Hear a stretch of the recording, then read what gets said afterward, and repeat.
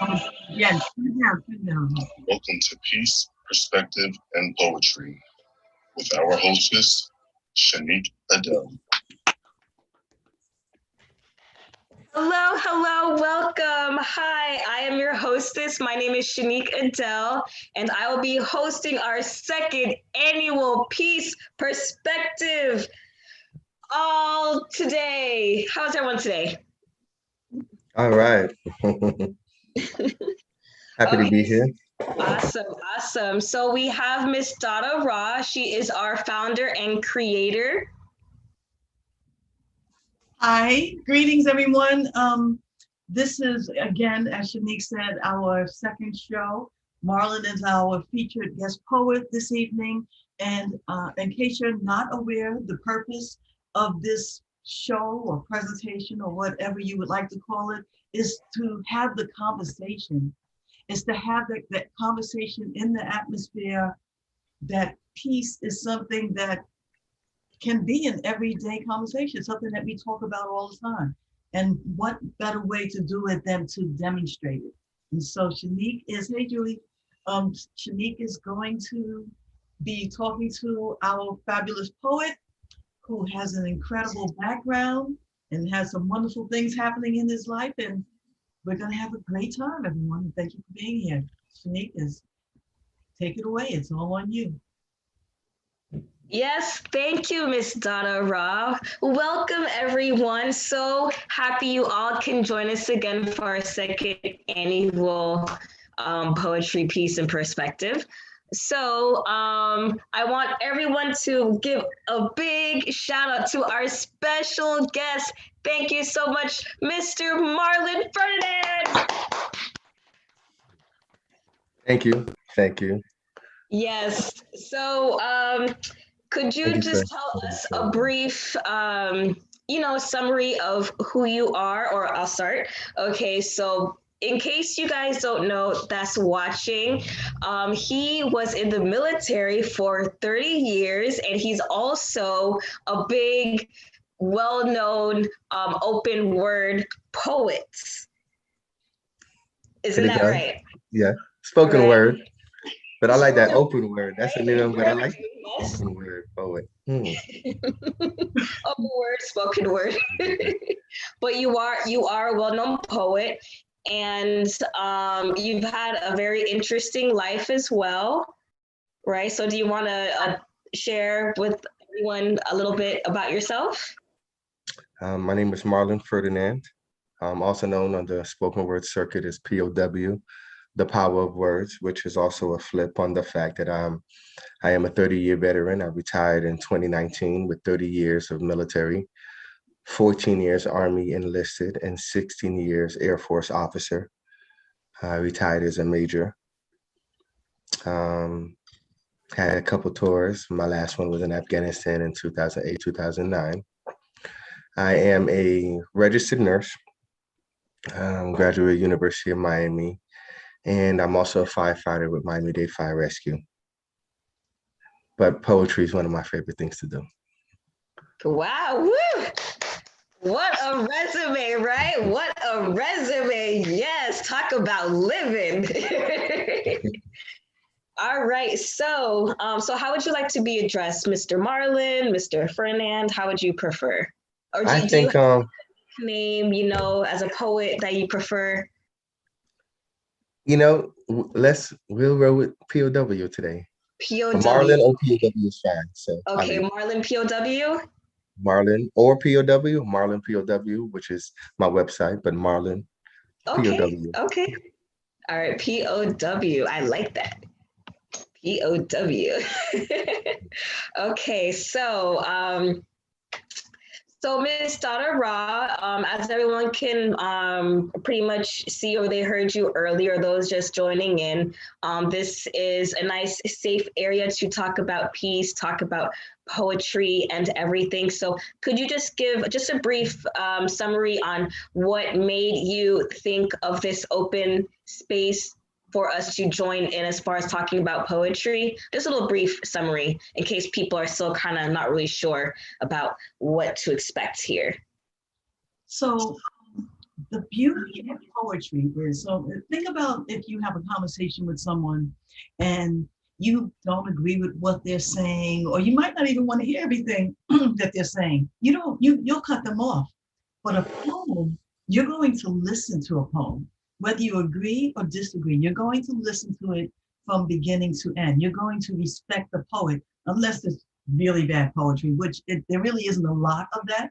So my intention is to have a platform where peace can be spoken about, and it's done in such a way that people are going to respect the speaker. And that's really what this is all about. And I want poetry to be the vehicle for peace. And that's why we're really particular about who we invite.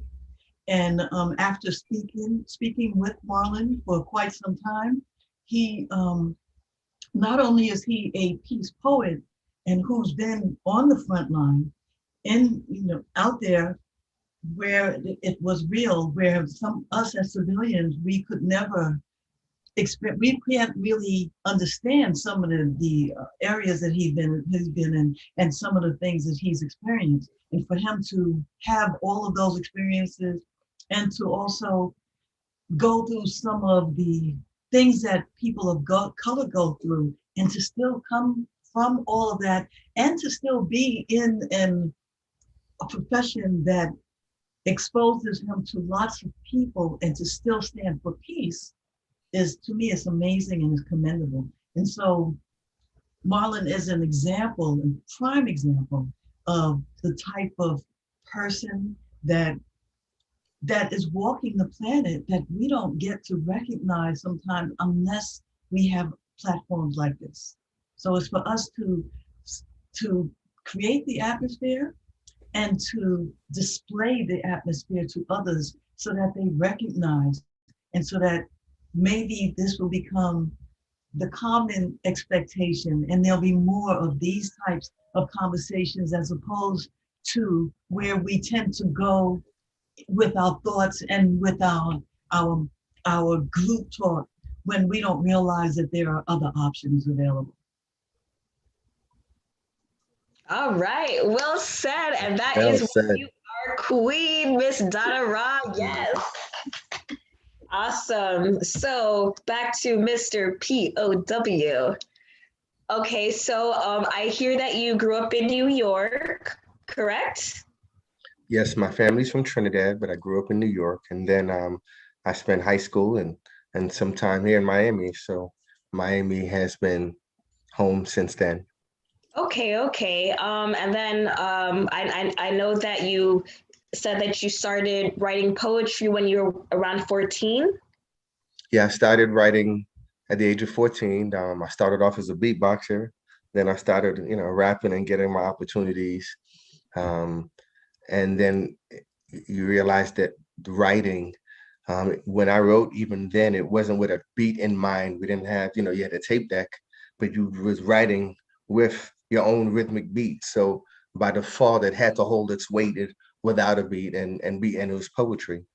So it was, with or without music, are these lyrics going to be able to stand and keep our attention span for past 3 minutes? That is awesome. So around age 14, like when you started writing, like where would you say you got some of your inspiration from?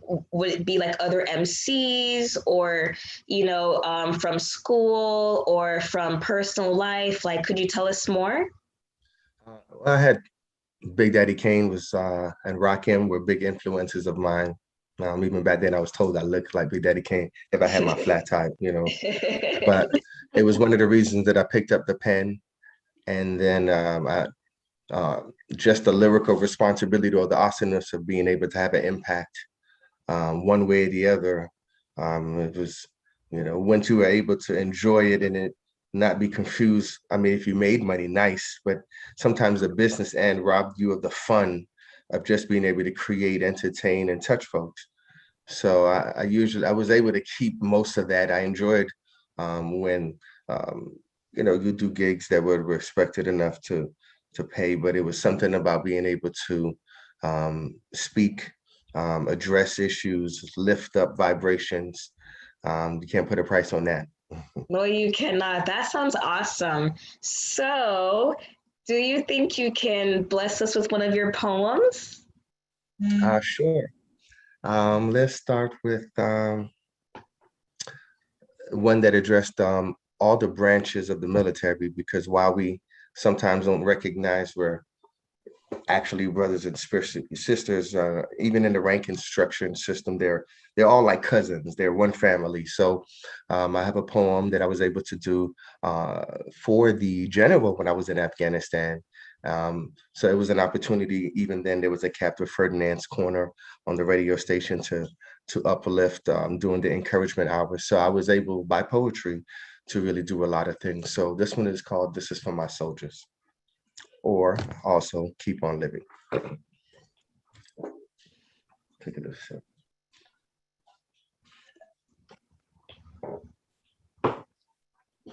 And this is for my soldiers, to all my fly girls and boys. This is for the Semper Fi and you sailors, Coast Guard, keep on giving. This is for the camouflage and the boots, the ribbon and metal dub suits, missing mom's chicken soup. And since freedom isn't free, all true troops keep on living. By the time that I was 18, I was wearing a camouflage suit. I traded my suede Adidas for a pair of combat boots. I gave him my pen and my paper to use my index finger to shoot. And my aim was nothing cute. But the truth, I know what it feels like to have bullets ringing by your ear. And I knew what it feels like to smell victory in out the air, though you're living out a foxhole. This war, we got it on lock though, but really it's not so, because hey, who's gonna fix my daughter's tacos? I mean, who's gonna squeeze me and think that I'm macho, encourage me, so that I got your flow. Power of words to off the page like Satchel. And at first, it was all about the GI Bill. And I thought about the price of college and the fees I'd kill. And after 5 years, I lived it. And another 5, I loved it. 5 more, I'm praying about the enemies I'd kill. And I will, cause I wanna go home to my family. I have to do this for my country. Understand me? The Army. This is for my soldiers, the Air Force, to all my fly girls and boys, Marines. This is for the Semper Fi and your sailors, Coast Guard, keep on giving. This is for the camouflage and the boots, the ribbon and metal dub suits, missing mom's chicken soup. And since freedom isn't free, all you troops keep on living. Dear Father, protect my family when I'm gone. I mean, forgive me, I never thought I'd have to leave them alone. I'm still the man of the house, no doubt, but I'm gone. But without such luxuries, is it TV and a phone? And at first you try to paint like this different picture in your mind, right? Like it's some overseas vacation for unspecified time, right? But the first time you hear a grown man scream, you question whether they'll pull out your Bible or they'll pull out your weapon. And I don't know this cat, but I trust him like my mama. Because with our teamwork, you can end it like a period, or you can continue with a comma. But Major Marlon Ferdinand, known as POW, I'm there with my rifle and my Bible and the whole enchilada. This is more than a saga with Osama. The best widescreen playwright could not encapsulate all the drama. Like that unexpected letter to your mama, signed, sealed, delivered with integrity, courage, valor, and honor. Got a letter in the mail, go to, hold up, wait a minute. Check that foxhole, make sure no grenades in it. See, this is for the red, white, blue, and the green too. Black, white, yellow camouflage has a team too. But only God and a few really seen you and can believe what you've been through. The Army. This is for my soldiers, the Air Force, to all my fly girls and boys, Marines. This is for the Semper Fi and your sailors, Coast Guard, keep on giving. This is for the camouflage and the boots, the ribbon and metal dub suits, missing mom's chicken soup. And since freedom isn't free, all you troops keep on living. Freedom isn't free, y'all. So just keep on living. Thank you. Woo! That was amazing. That was so freaking fabulous and awesome. Do you see why we have him as a guest, y'all? You see, that was Thank you. awesome. That was great. That's so awesome. Yes. That was real. I'm glad you enjoyed that. That was awesome. And I think, from everybody and everything like that, that was, you feel it, you definitely feel it and everything. So thank you so much for that. Okay, so could you tell us a little bit more? We heard enough from your poem and everything. So what was it like being in the military, and as a Black man, and seeing violence, and then you had to take certain orders, and pretty much had to be precise about certain things, whereas when you write, you're kind of free. So did anything kind of like set you back in a way, or did you find a way to express yourself during the military, or was it harder, or was it not? Well, it was certainly it was a deviation from what was the norm. I mean, my family was from the islands, so more and more I got to recognize that these experiences of polarity were the very things that made me be able to find the fuel to write, or the fuel to be tested in certain ways, to know, to dig deeper. Most of these, the harshest, most ego bruising moments are the ones that have you dig the deepest, and probably being the most spiritually provoking moments that would really wake you up and get you in alignment with where you need to be. So more and more, you didn't always see it as a youth, still learning the ropes. Yeah, I'm still learning myself, deciding who I am. So it was, boot camp did sort of strip you of some of the things that you thought were important. They didn't know if you had a nice car. They didn't know you had a nice haircut. You didn't have no tape. So there was nothing to separate you. There was no fade, so you really, same suit, you couldn't employ no swag. There was no ice. There was nothing, those things. Whoever you are, and they say you are in these moments, and you weren't able to trick them otherwise, this is you. You got to face it now. You can't, there's nothing to hide. So there were some things about it that did force you to wake up to, or grow, or sort of let go of that extended boyhood that we often have as young males, during the generation. So it snapped you out of mediocrity or stagnancy. It shook things up. I had some moments like, is this for me? Like, is this suicide really in my face? Like, do I want to do it? And then you realize, wait a minute. So many have done it before you, then you recognize the balance between what could be recognized, the game or the digging deeper. This ain't about, don't take things personal. But is it the 4 agreements? Always do your best, be impeccable with your word. Don't take things personal, and don't make assumptions. So those things would help you sometimes have to dig deeper.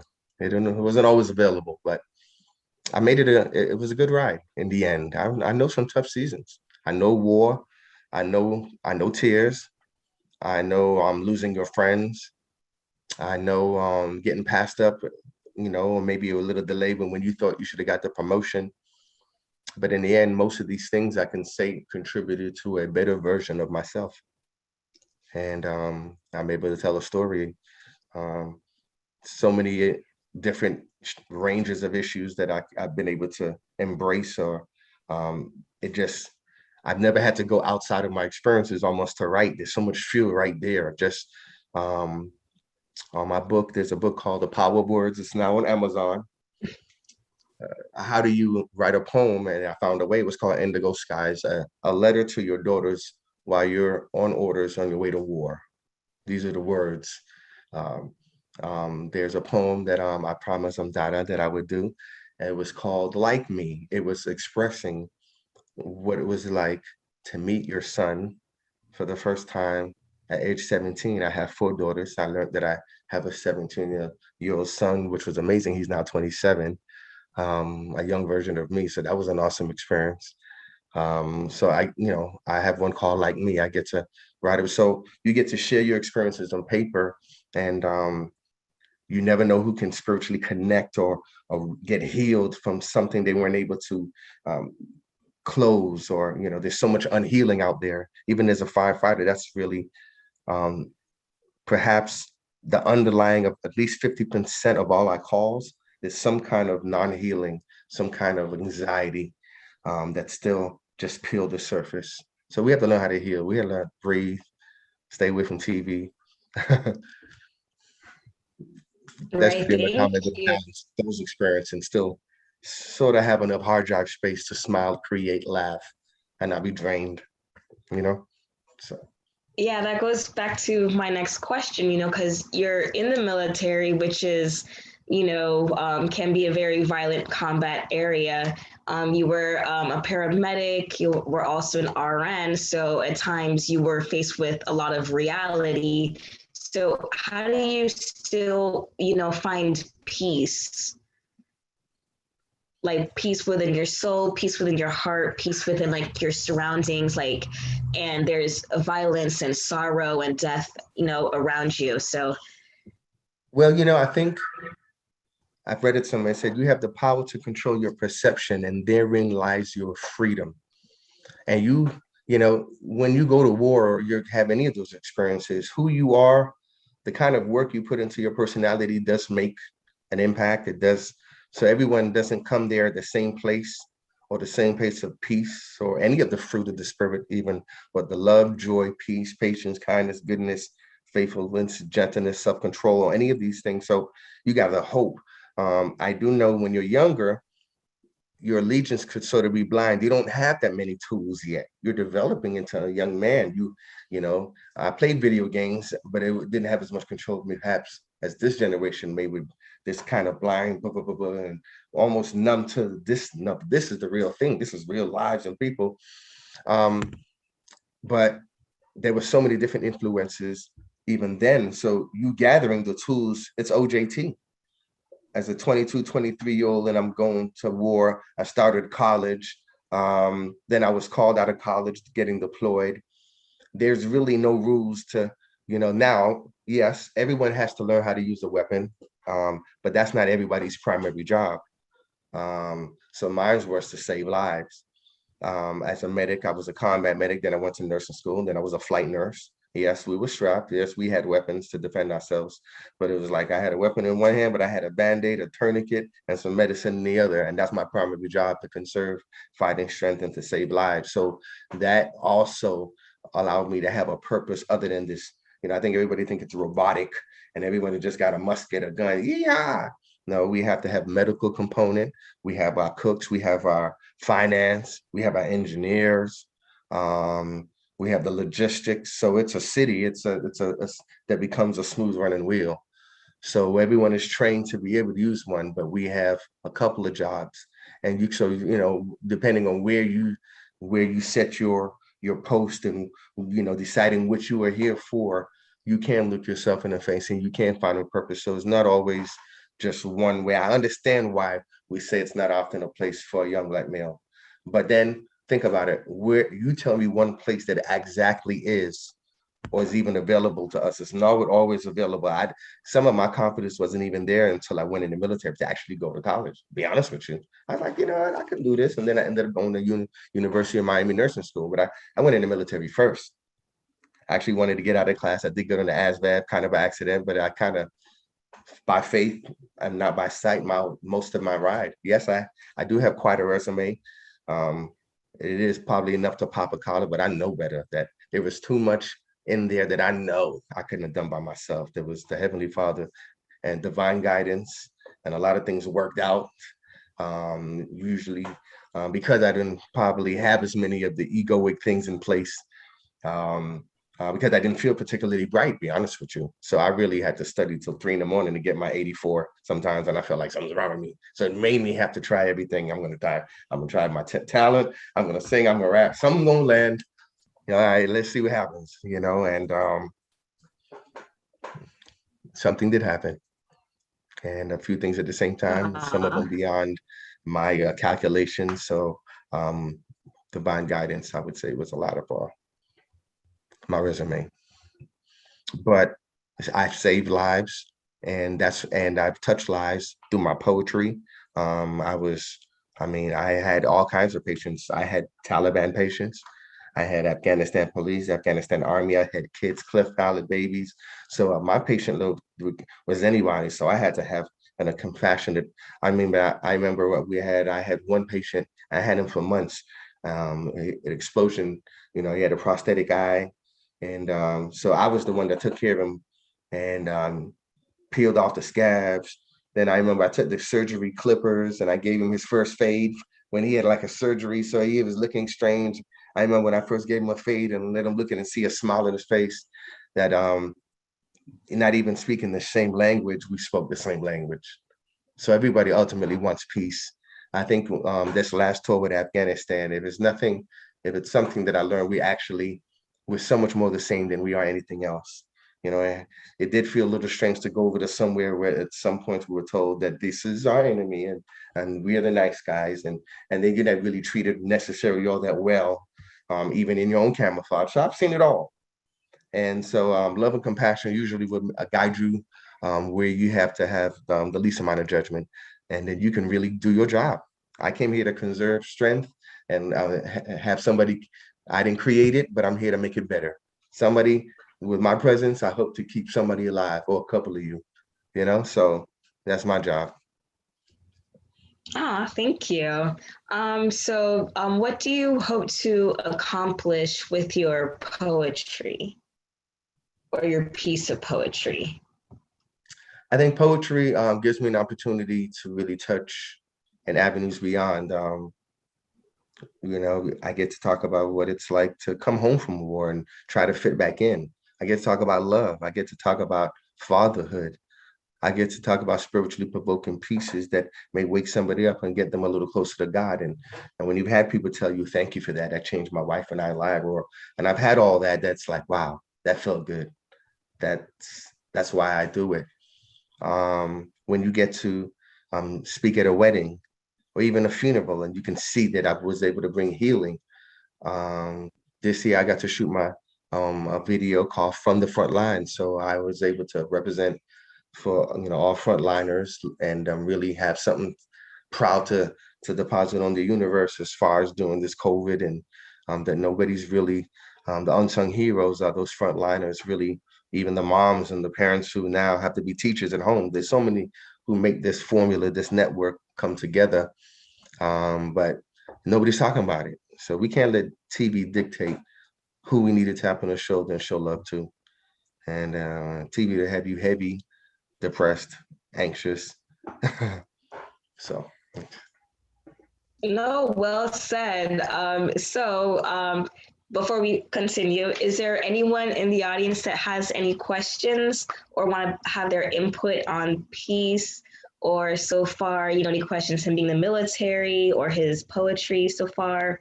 Questions about him being a firefighter? Don't be shy. Raise your hand if you have a question. And in the reaction section, folks, there's an option to raise your hand if you have a question. Okay, I think I missed. I want to make sure I hear it. So, repeat the question. That was a question, right? I didn't hear it so clear. I'm so sorry. Well, not towards you. It was more towards the audience. If anybody else wants to put their input on anything that you have said so far, or anything, about poetry or peace, what it means to them. But I think we have some shy people out there. So maybe later on, further along, they might want to, raise their hand or something. So, perfect. Okay. So when did you decide you want to become a firefighter? Was that after the military, or tell us more? It was after the military. I had already been in the military. By the time I became a firefighter, I had already been in the military by 14 years.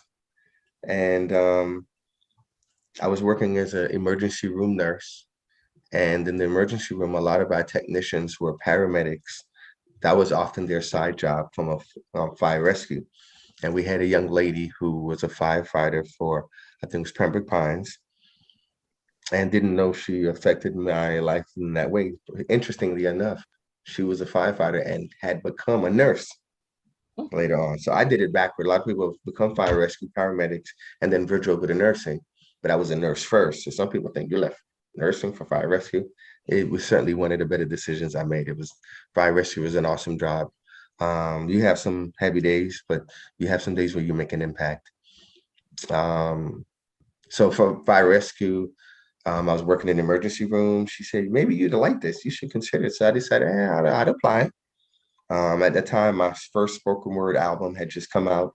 So I was, I didn't see all the way in the distance, but I say, why not? Um, Interestingly enough, though, as the years went by, about a year and a half, I started hearing more and we're like, wow, maybe I did something. It sounds like everybody's talking about this job. So I learned retroactively of how awesome it could be.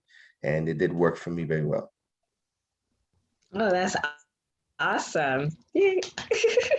Yes. Okay, so around what age or how old were you when you first entered your first spoken word competition and won? Well, I used to rap in high school. I'd win talent shows and different things. I started off with a beatbox as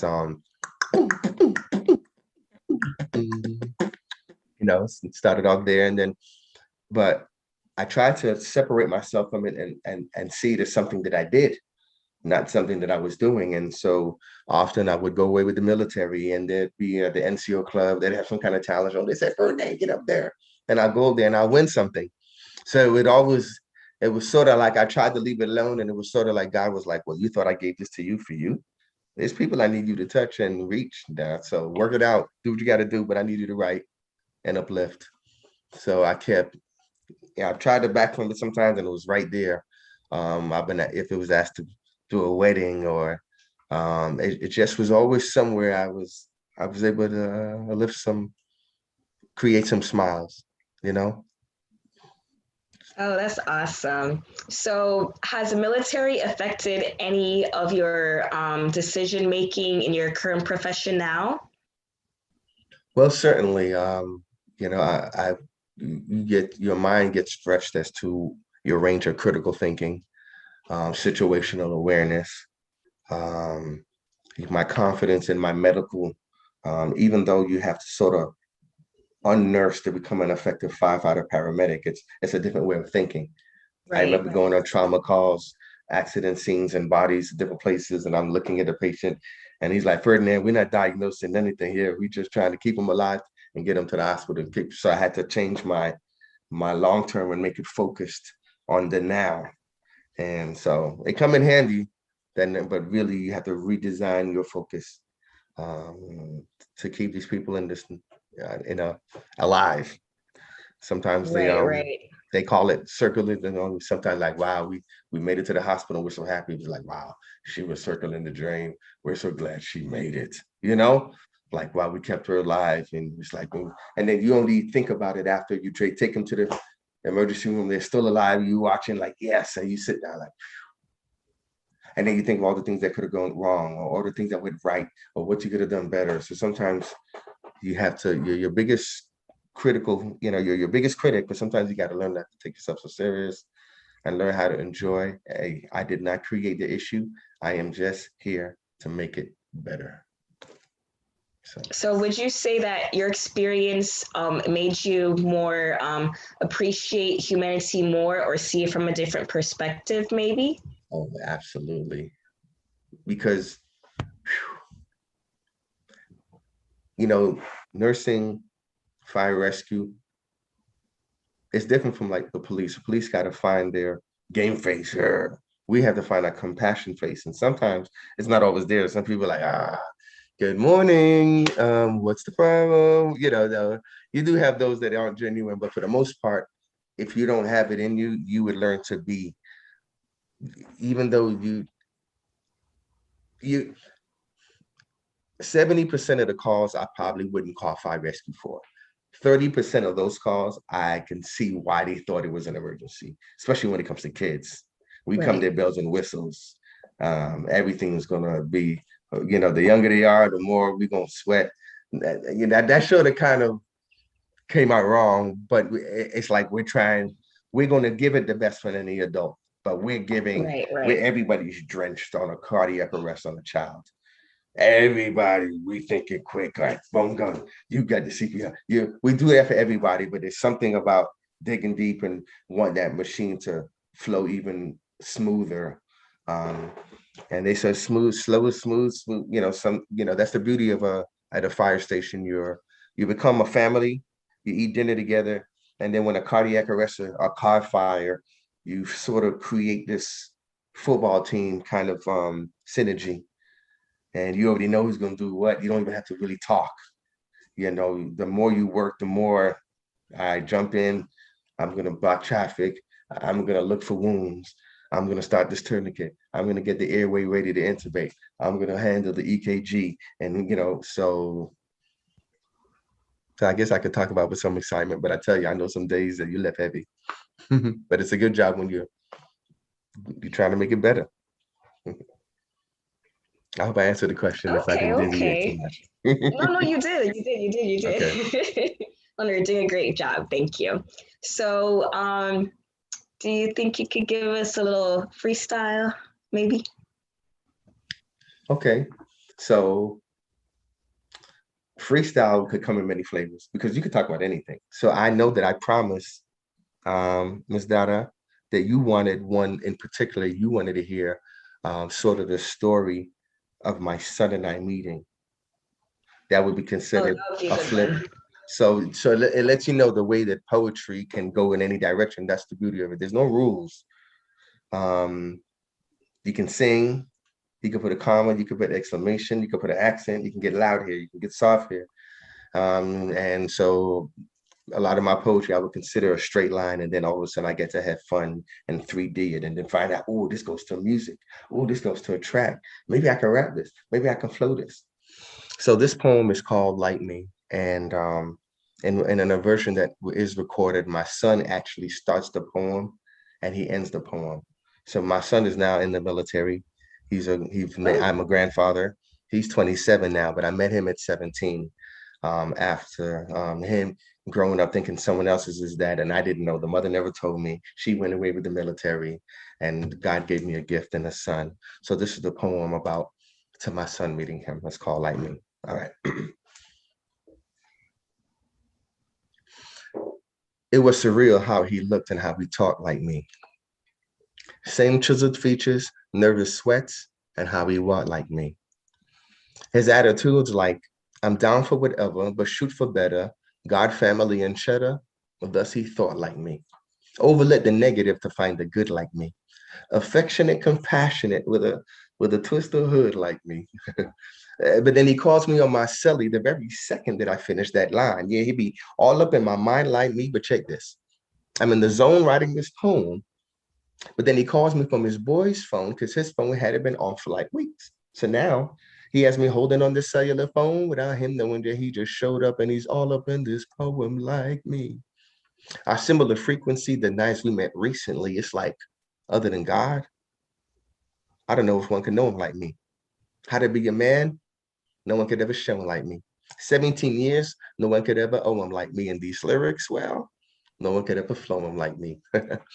Because it's so natural, the nature of this nativity. A son is born, a mini me. I thank the creator for his creativity of joining Father, Son, and Spirit. It's a trinity. He says, Dad, I'm complete now. And I say, son, that's it, oh, until infinity. I'm here to knock out some of your enemies and clear the path to that beautiful energy. When in doubt, son loves the remedy. It clears the pathway to God's serenity. Plus, the love I have for you would break the family curse of Kennedys. I'm content that you conceded to claim your crown, king. Royal Marlon Ferdinand. Yeah, that's your rightful identity. Thereof entitled to all the amenities of being the child of a child of God, flesh of my flesh, bone of my bone. Oh, its own an impermeable entity. Man, I done cop the carbon copy of me with the possibility of being better than the P to the O to the W could ever be. Son, I may have missed your first steps, but I enjoyed watching these past ones. It gives me the hypotenuse plus the square root of the past ones. And since profits are better than wages, I'll invest in above. I'll let my love permeate these pages and let our blood permeate these stages of youth, manhood, and old age. However long God say is, and son, you know my way is. Walk by faith, not by sight, whatever the playbook, the good book say the play is. Because we both become something that we thought we never have. I never thought I'd have no son. You never thought you'd have a dad. And we can empathize and sympathize, but I'm glad. I'm glad that we decided what was a negative on yesterday, tomorrow we would add. The storm has now passed over. We've overlit the overcast. It's in the past. We've been there, done that. Wore the t-shirt. Here's the tag. You got my looks. You got my smile. It's in the bag. The DNA said 99%. Some say you're just more handsome. Just a tad, just a tad. But when I met you at the airport on September 26th, I was like, wow, how did God pull off something amazing like this? He made me promise not to tell anyone how I beat him in basketball. And in return, he promised not to say when he beats me in chess. And watching you chill out with your sisters, it's the best. And I even seen a couple of them fall asleep in your chest. A house full of princesses, we must protect the nest. There'll be no busters knocking on our door. We stopping all of that mess. Plus, when we got a side piece with an IP Helen and all of that stress. Stay strapped, stay swole, we're protecting foe. Plus, you just in time to post up at the back door. You know exactly what I'm loading up this MacBook. And I pray to God that I remember how to act, yo. And I pray that I can lead by example and penetrate the mental state of you and your sisters with God's answers, to pray every day and have faith, the only way for your spiritual selves to swim in these seas of cancers. So God, thank you for finding my child. Always wanted a big brother for my daughters, got it now. I know I missed a couple tears, but I'm now here. I vow from now your daddy would be around. Thank you for finding my son, for the moon and stars and now aligning as one. I know I missed a couple tears, but I'm now here. God won, this is how I'm gonna represent my son. It was surreal how he looked and how he talked like me. Same chiseled features, never sweating how he walked like me. His attitude's like, I'm down for whatever, but shoot for better. God, family, and their cheddar. Those who thought like me, overlit the negative to find the good like me. Affectionate and compassionate with a twist of hood like me. But then he calls me on my Sunday the very second that I finish that line. Yeah, he be all up in my mind like me. Lord, thank you for bringing my child to me. So that's that piece one. Yes, that was awesome. Woo!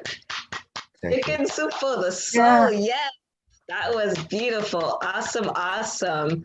I saw earlier we had a raised hand. Is anyone in the audience want to put their input on something we addressed earlier, or the poem or the poetry? I saw a hand raised earlier. I'm all ears. It was a lady named Sharon. Sharon, are you still Sharon there? Manning? I saw you raise your hand earlier. Don't be shy.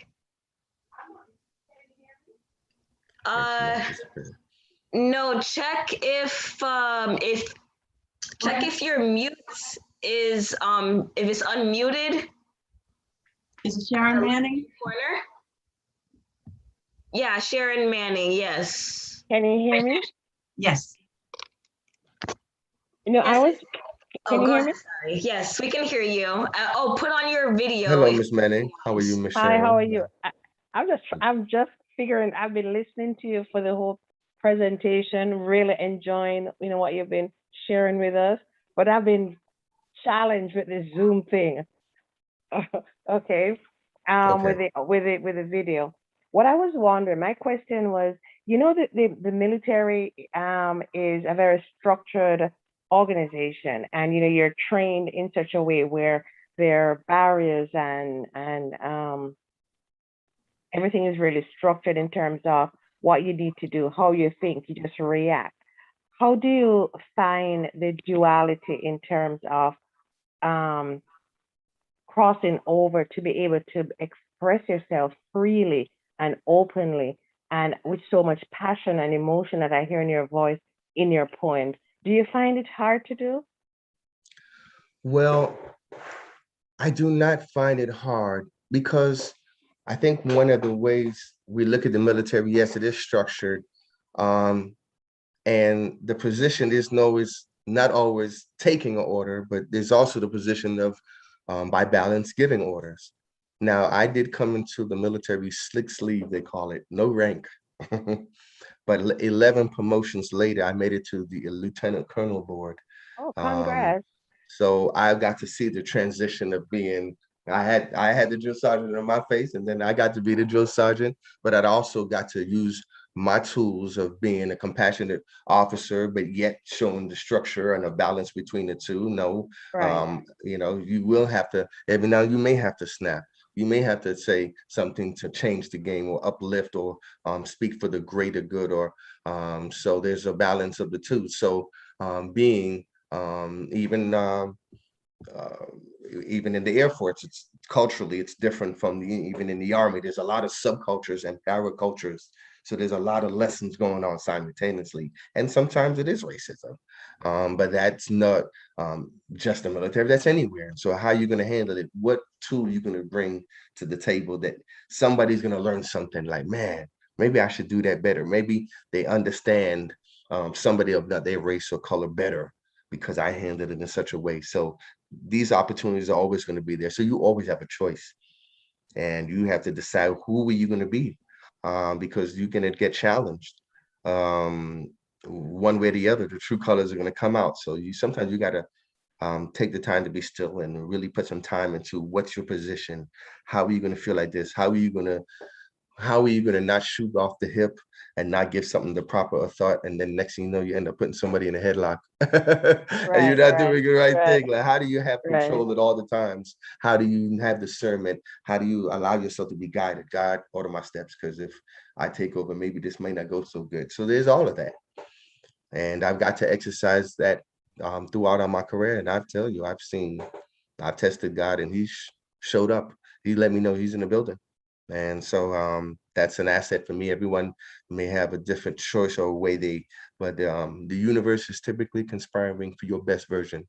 And I had enough ups and downs to know in the end I can just pinpoint where um, this is something you could see how it almost needed to happen. Because if it wasn't for that, I wouldn't have done this, and I wouldn't have saw this, and I wouldn't have come to this understanding, and I might not have recognized this whole thing. So you have a choice to let that disruption and or that that moment, that haymaker that knock you off your swag or your balance. It behooves you to see the powerhouse in the big picture. Otherwise, it's just another thing that went wrong, another reason to be angry, another one reason to project it on somebody else and say, well, you should have said, another moment to not heal, not fix, blame it on somebody else, remove your power. I tried that. It don't always work. It uses a vital space. You're giving people your power. So you need it. I remember hearing it said that love means never having to say you're sorry. And I thought that didn't make sense. Like, why wouldn't you? But it registered something. It's because you gave so much forethought.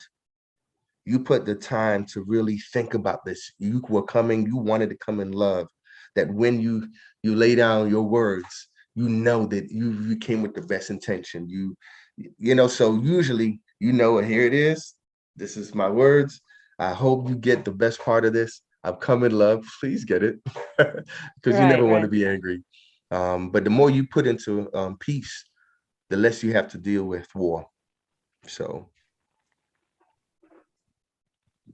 I hope I answered the question. Oh, you sure? Okay. Can you hear me? I'm Yes, on. I can. Okay. Can I ask another question? Of Sure. course. No, the last point that you were just that you just shared with us, you're going a bit fast, and I was trying to listen to it, and the words, tell me if I'm wrong, but it appears that you were away, I probably on one of your missions, and then your son or one of your children, you came home and you missed certain special milestones in their life. And so now you're trying to, through your poetry, you're trying to, from a very, very deep place, say, well, listen, I might not have been there for you, but hey, listen, I'm here now and you are mine. What was that poem all about? The one that you selected to share with us?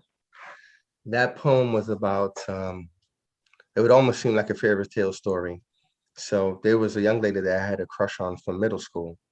And Okay. but you know, she was a little older than me. So, that time you're still learning yourself. Anyway, I went away with the military, came back, and we met again.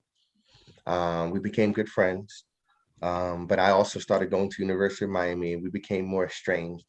But we were still keeping in contact. And she told me she met this guy and then they're thinking about getting married. They're going to have a child. And so she told me all these things and I wished her congratulations. So then she went away with the military and I told her, when you get ready to go away with the military, come by. I'll break it on down with you. I know where you're going. So when she comes by, um, it's interesting. Before she leaves, I break it on down for her, and she has her 3-month-old son. To my understanding, it's the child of the person she's with now. Never told me anything, and I never knew. I remember saying, "Oh, you got the baby in the car," and I pulled the baby out. The baby was about 3 or 4 months, and I remember looking like, "Wow!" I felt some kind of connect, but like, "Wow, congratulations!" I never saw her again. She went in the military. I um, never saw her until 17 years later. That relationship never worked out, and the truth did come out. And I I sent him a ticket from Seattle, Washington to Miami, and we fell for each other. He went back.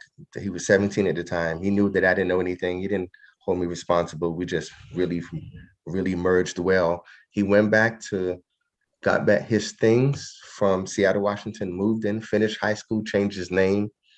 And so I was able to be a father in his life and really Oh, be awesome. there from there on in. Um, so it's been an awesome experience. So that story was about sort of, it wasn't even in just that now, it was that I had to wait retroactively to embrace what it was to be a new father to this young guy who's like, I remember him telling me, he said, wow, I went from no dad to you because the other guy was not in his life anyway. He hadn't seen him since he was Right. 3. So that he had space for me. And he's never called me anything but dad from the very moment. So here's another thing that's you might find interesting. So I have 4 daughters before meeting my son, and all my daughters, they're from the same mother. All my daughters' names are shades of blue.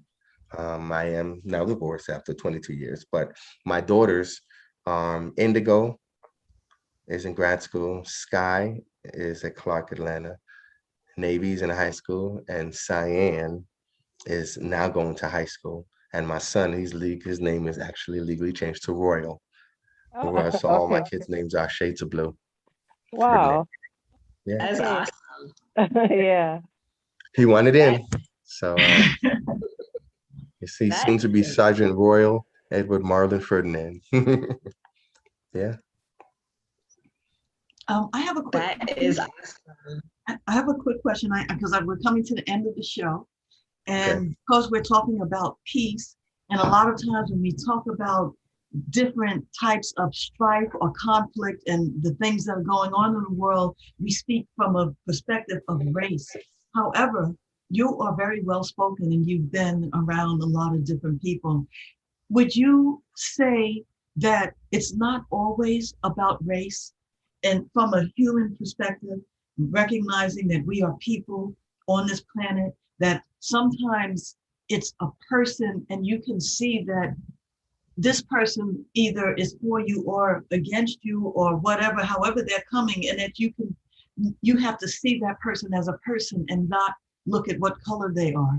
Have you get where I'm coming from? Absolutely. I've traveled all over the world, and I think it took those traveling moments to really realize how much a whole nother culture you can identify. You can find a friend, a soulmate like energy anywhere with any race, with any creed. And I think those barriers of simply seeing only color, there's a lot of history of damage that has come out of identifying only with the color, and I get it.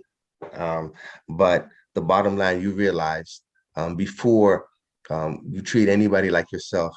That's why they say love is that greatest commandment. Love thy neighbor as thyself. So when you come with that, um, you leave yourself open for a whole nother world of relationship with kindred energy, Color, unfortunately, it created more barriers than it should have.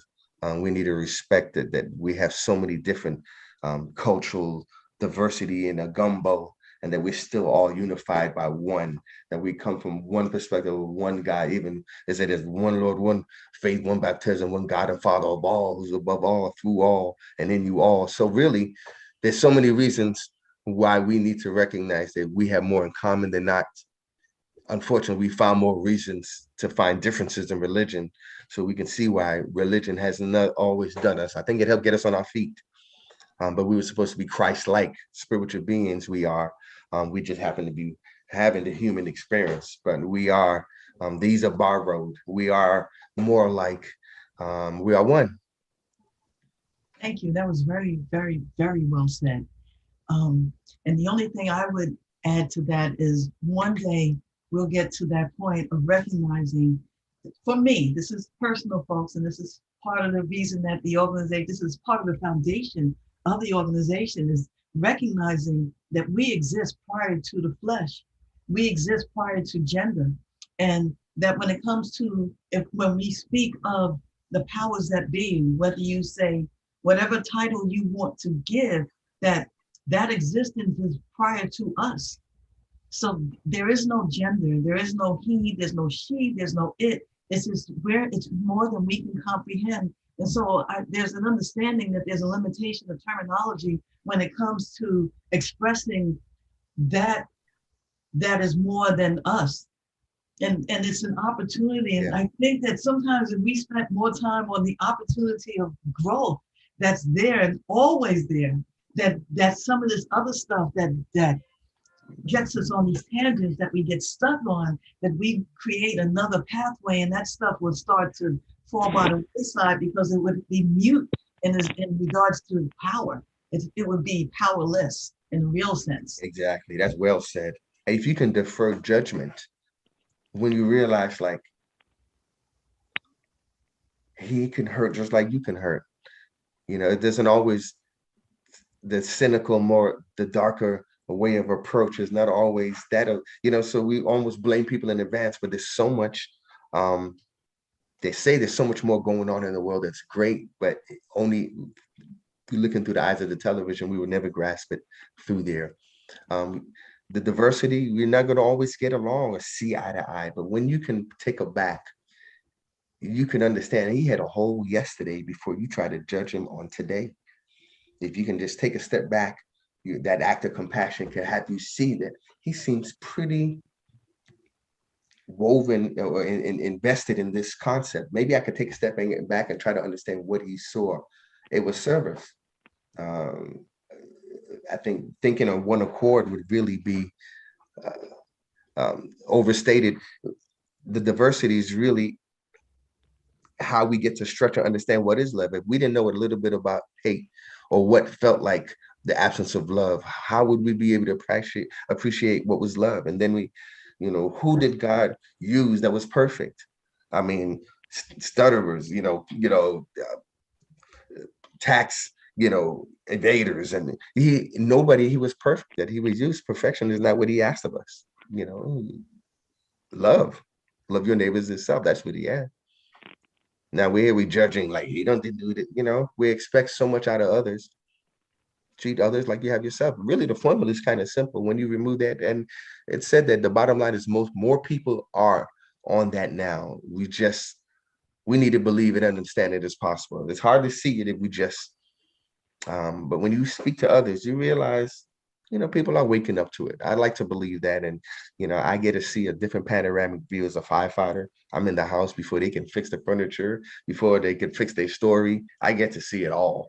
And it ain't, I get to, and then my in-tuneness or even my compassionate availability, it makes me see you guys just had an argument. You just got a panic attack. You're really the one that started the whole thing. We do it, but this is not my judging right now. Sometimes that word of compassion, that one little joke can change vital signs. I've seen it with my own eyes. So, the medicine you give them may be your words. And that's the truth. Thank you. Thank you so much. No, I definitely agree with that. I saw someone raise their hand. Julie Rainbow, did you want to put your input on what we've been talking about so far as peace? Julie Rainbow? First of all, I want to say thank you to Marlon. I had a question, but I know it's 8 o'clock. It's okay. Go ahead, girl. We're all having fun. Go ahead. So Marlon, I'm really taken with your poetry and what you're saying. So the question I have is, what would you say has contributed to your evolution and where you are spiritually? What has been that particular, and maybe it's not just one ingredient, but I really admire your approach to the world. And sometimes I get really frustrated with men, particularly African-American men, because of their lack of evolution. So I'm just curious. So, and you did a fantastic job. So thank you. Thank you. I think if it's one ingredient that I could say has commanded, you have to be okay with spending time by yourself. Stillness and meditation. So I would say a lot of my biggest epiphanies came in quiet without the noise of the world. I had plenty of times, opportunities to get it wrong too. So it was really deciding to take the time to pay attention to my equalizer. Maybe I need to put down a little treble here, a little bit more baritone. In this situation, maybe I could drop down on the bass. Maybe be a little bit more prolific here, maybe more clear and focused here, more confident here, scale back. Maybe I was too angry here. So there's always work to do. And I think when you realize when you're aware, you can see each action as it's happening. I think I've decided to be more in my now. They say somewhat more people are so disgruntled about yesterday, so anxious about tomorrow that we miss on our todays. And with my kids and having, young ladies and they go growing, and I've decided to sort of be present and be able to keep a better mental Rolodex of important moments, because, you're going away to war or you have this catastrophe like Surfside. Now you want to remember all the things that are good to keep you sustained. You don't want to have to dig deep. You forgot all about it. You want to keep positive moments handy. And I think I've done more of that. So I had to find peace. I know rough times. I know war. I know what seems like depression. I know what seems like anxiety. Make no mistake, I had to do some work and make sure that I did what's required of me to make sure I can deflect it, find a way out of it, or make sure that I don't stay there. I had to want to grow. And that would be the advice. Always be willing to grow. This is the time to have faith. This is the time to use all the tools that you had. This is the time to really don't let fear get a hold of you. That would change everything. This is the time to stay light, forgive, let go what isn't serving you. That one uncle that got on your nerves, that one cousin that pissed you off, let all that go. Travel light. Amen. Yes, definitely. Amen. So Amen. does anyone in our audience want to put their perspective on what they feel peace means to them so far? I think I saw Sasha raise her hand. You could unmute. I'm coming. Hi. Hi, Sasha. So peace means to me, guys, that my baby boy, as you see him, say hi. Say hi. Hey. Peace to me is when he's okay. If anybody is a mother or father, I know I heard a few people talking about being a parent, especially when they're young, that you're constantly worried of like if they're okay, if they're gonna swallow something, if they're gonna jump off somewhere they're not supposed to. It's just constant like worry. So whenever he's okay, I take a deep breath. So that's my biggest piece. And then second or after that, there's like a long list of other things like having a good time with friends and family. Knowing that you have financial security brings peace. And being, I guess, yeah, I think those are the two things that bring me the most peace. Well I'm said. Well, Well said. Thank you for having me on, guys. thank you for Thank being- you for joining. No problem. I think my peaceful nuggets are pretty much the same. My children, it definitely gives even, it makes it so much more fun to even do my book or the video when I have my kids bobbing their head like, okay, Dad, I think you just snapped on that one. Like, yeah. So, and to see their phases, I remember when my children were that young, and now, they have their own opinions, and and our job as parents are not to dictate the road they take. It's sort of to put out the cones and hopefully put ingredients and foster all the beauty that you already shared with them, and they have them make the best decisions on their own. Because sometimes they're like, no, you do what I say. You're going to be an attorney. You're going to do, but we have to let them be, and it's such a beautiful thing to watch them. So those are the ages that they're not talking back yet. They're still hugging, and then they grow up. He's handsome. Good job. Wow, look at him. So awesome. Thank you so much, everybody, for tuning in and making this an amazing event. Thank you so much for joining us, Mr. Ferdinand POW. Yes. And, so we talk about poetry, we talk about peace and everything. So we got to wrap up, guys. So join us again. So everyone, it's been a pleasure. Miss Donna, thank you so much. Everybody. Thank you for having me. Thank you, everyone. And my YouTube is Marlon POW, my YouTube channel. So there's the videos there from the front line, POW. My new book, Power of Words 7 on Amazon. So just share the love. And what I am about is what you're about. So I'm really glad to be able to share and find out all these other platforms that we have a similar synergy and mind state. And so I appreciate this platform. Thank you so much for having me. Thank you so much again. Remember, everyone, this has been Peace, Poetry, and Perspective. Until next time. Okay. Everyone have a Thank good you. Bye. Love you, Bye-bye. Shanice. Bye, darling. Bye-bye. Nice to meet Okay, you. bye. This was Bye. awesome. This was absolutely awesome. Thank you, Miss Manning. Okay, bye. Goodbye. Bye, Marlon. POW. Hi. All right, folks, time to go.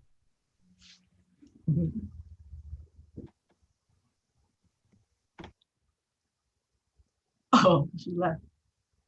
Who is it? Zedler? Let's see. Okay. So, wait, hold on 1 second. Wait a minute, someone knocked at my door. I'm going to a Zoom meeting. Okay, 1 minute, I'll knock on your door.